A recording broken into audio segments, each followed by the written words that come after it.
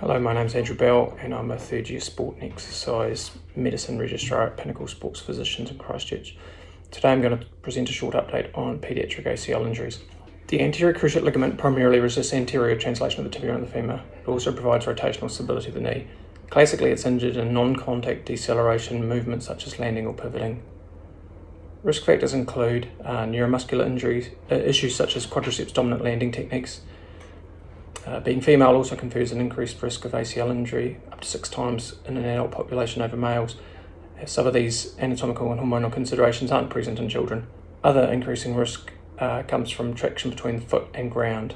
Potential long-term consequences of ACL injury include premature osteoarthritis, reduced sports participation, muscle weakness, functional deficits, and an increased risk of further injury. Injury prevention strategies to reduce injury include neuromuscular training, which can utilise strength, plyometrics, and sports agility to develop control and balance, aiming for wide foot position for stepping and improving landing technique.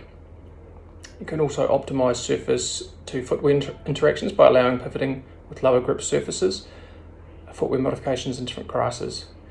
There is, however, no evidence for preventative bracing. FIFA 11 Plus for Kids is a neuromuscular training program that has been developed and validated over the past decade. It's aimed at 7 to 13-year-olds. It involves twice weekly sessions of 15 to 20 minutes for at least 6 weeks. And it shows an impressive 50% reduction in all football-related lower limb injuries. These are the links to local equivalents of this.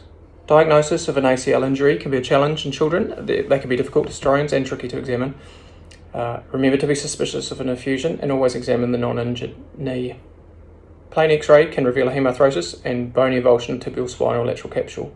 MRI is commonly recommended, but not entirely foolproof. Together, clinical examination and imaging are good negative predictors of ACL tear in the order of 97%. Treatment with ACL injury involves developing multi-joint neuromuscular control, initially targeting impairment and then gradually improving the range of movement, aiming for full leg extension and no effusion even as you progress from single leg to jogging. Finally, rehabilitation has sport-specific progressions. Objectively, quadricep strength and a battery of single leg hop tests should be greater than 90% of the other side. It should be noted that children are not small adults and they need to focus on quality of movement rather than strength training, and consider home-based exercises with a play component. Surgery is indicated if there are other repairable pathologies, recurrent instability despite rehabilitation, or unacceptable participation restrictions.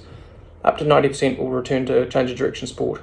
The general principles of pediatric ACL surgery is to protect the growth plates. Risks of surgery include growth disturbance, secondary ACL rupture, stiffness, infection.